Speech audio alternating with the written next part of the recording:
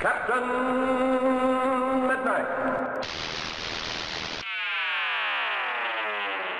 This video is brought to you by Nebula.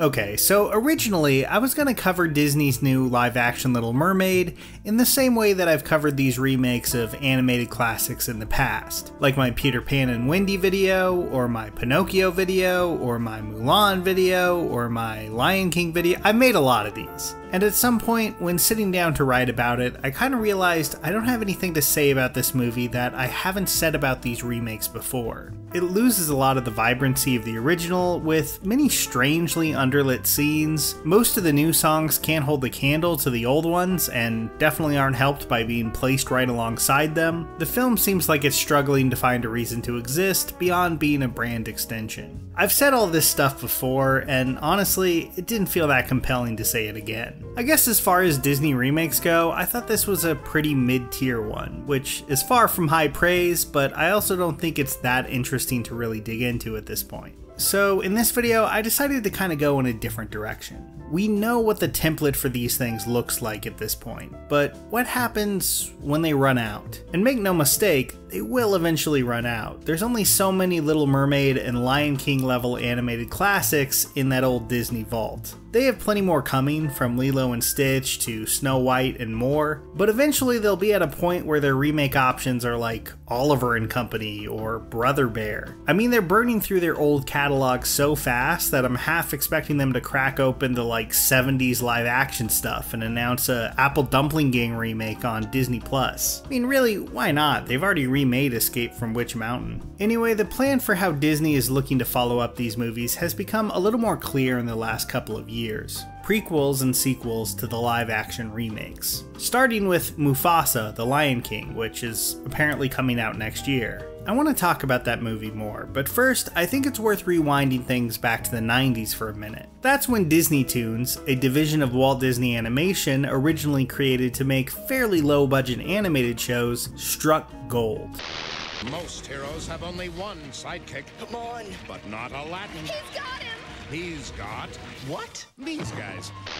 The Aladdin cartoon that premiered in 1994 did well enough on TV, running an impressive 86 episodes, but when some episodes were packaged together on a VHS tape, it absolutely exploded, leading to a creation of a line of straight-to-video sequels that were wildly successful for Disney. Return to Jafar is said to have made between 180 and 200 million in the US alone, on a budget of 3.5. This caused Disney CEO Michael Eisner to go all in on the cheaper releases. Movies like Lady and the Tramp 2, Scamp's Adventure, and Cinderella 2, Dreams Come True. Now, like many of you, I'm sure, I do have some really fond memories of these. I think I've seen Aladdin King of Thieves more times than the original, honestly, because it was the one we owned on tape. And I remember rewatching Little Mermaid 2 over and over again with my little sister. Now, I'm sure there's some people out there that could really make a case for these actually being good, but make no mistake, the relative cheapness, and probably more importantly the very rushed nature of these movies, were built into these projects from the start. Quoting Sean Kenny, an employee of the division in the early 2000s, "If you remember, Blockbuster was king at the time, and back then, if we were late on getting a video released, the fine we had to pay to Blockbuster was $1 million a day, so we had to hit those deadlines on time." This resulted in a very profitable series of films that it seems like the company was somewhat embarrassed by. So much so that when Toy Story director John Lasseter was put in charge of Disney Toons in the late 2000s, one of the very first things he did was shut down any farther direct-to-DVD sequels, apparently halting the production of Aristocats 2. And he wasn't alone in that feeling, as it seems that many inside Disney felt they cheapened some very prestigious and well-regarded classics. These days though, 90s Disney Toons' plan to just milk every classic animated movie looks kind of ahead of its time, with current Disney spending lavish amounts of money to do just that. And now that we have so many remakes, they're kind of back in the exact same position that they were back then. How do you follow up Lion King or Aladdin? Finally brings me back to the Mufasa movie. Because it's when you look at this production that you really start to see how drastically different Disney's approach seems to be this time around. Because they got Moonlight and If Beale Street Could Talk director Barry Jenkins making this thing. And look, honestly, when I first read that, it really bummed me out. I would much rather the guy continue making his own stuff than directing a prequel to one of my least favorite remakes ever. But I guess it does go to show how seriously they're taking the project. And I think Disney really needs Mufasa to be, like, actually good. Because they can't really lean on goodwill towards the original and nostalgia for I Just Can't Wait to Be King to carry them to massive box office numbers this time around. Mufasa will have to actually find a way to wring some real emotion out of these overly realistic lions in a way that can't just rely on the viewer remembering a better version of the scene they loved as a kid. And I'm very interested to see if Jenkins can pull that off, because he's never really worked with a budget this big before. But I think it might be just as interesting what isn't getting the sequel. Guy Ritchie's Aladdin was a pretty massive hit for Disney. Maybe not on the same level as Lion King 2019, but still, I mean, over $1 billion.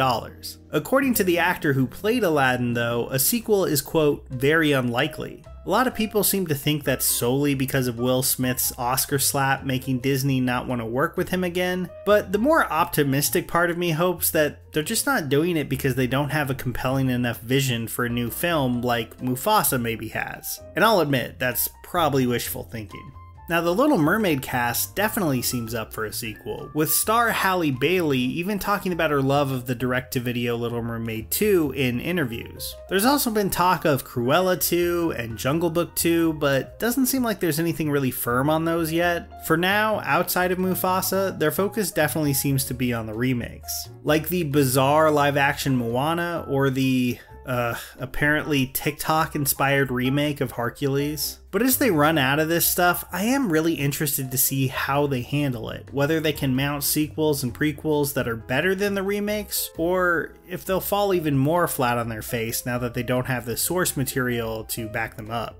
I know for me, and granted, I am not the target audience for these movies. I just think it's more than a little sad that so much money, time, and talent is being poured into these brand extensions that could be used to make a bunch of lower budget original films. There's a hollowness to many of these remakes that I find kind of bleak. This drive to take these really fantastical, cartoonish inventions and make them realistic, as if Sebastian finally looking like a real crab is some sort of upgrade. Add to that how underlit these movies tend to be, and they give these films a really unpleasant look and texture. That's not to say that there's not very talented people involved in remakes like Little Mermaid. There definitely are, but it's all in service of a vision that seems dead set on draining away the whimsical. What is left to a character like Flounder when he just looks like a normal fish without the big-eyed expressiveness that the character had? In my opinion, not much, and I think there's something grim about the idea that photorealism is always a worthy goal, even if the story you're telling is a fairy tale.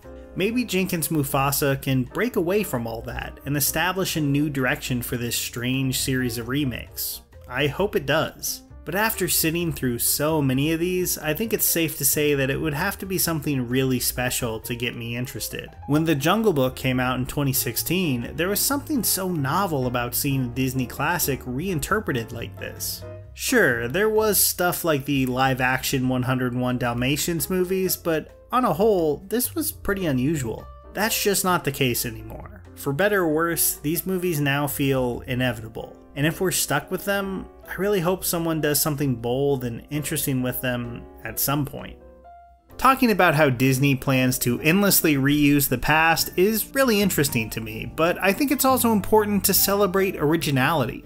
I think that's what I find so fantastic about Tale Foundry's Nebula original series, Worldsmiths, which stylishly delves into the worlds created by writers and artists like Junji Ito, H.P. Lovecraft, and Arthur Conan Doyle. It's a great series, and another example of what I think Nebula is doing so right. And of course, it's just the tip of the iceberg when it comes to what Nebula has to offer. I have some originals on there as well, and my videos there are always ad-free. And I'm far from alone, with great creators like Lindsay Ellis uploading exclusive videos, along with Cinema Wins, Wendover Production, Nando V Movies, and so many more. So if you sign up using the link below, you can support me directly and get both Nebula and Nebula classes for 40% off an annual plan, basically just over $250 a month. It's really an incredible deal, so please check out the link below.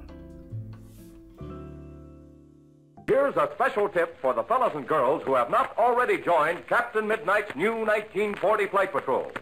You'd better hurry up and join at once because there's a big adventure ahead. The thing to do now is to get started because we're going to have not only barrels of fun, but loads of free gifts and prizes, too.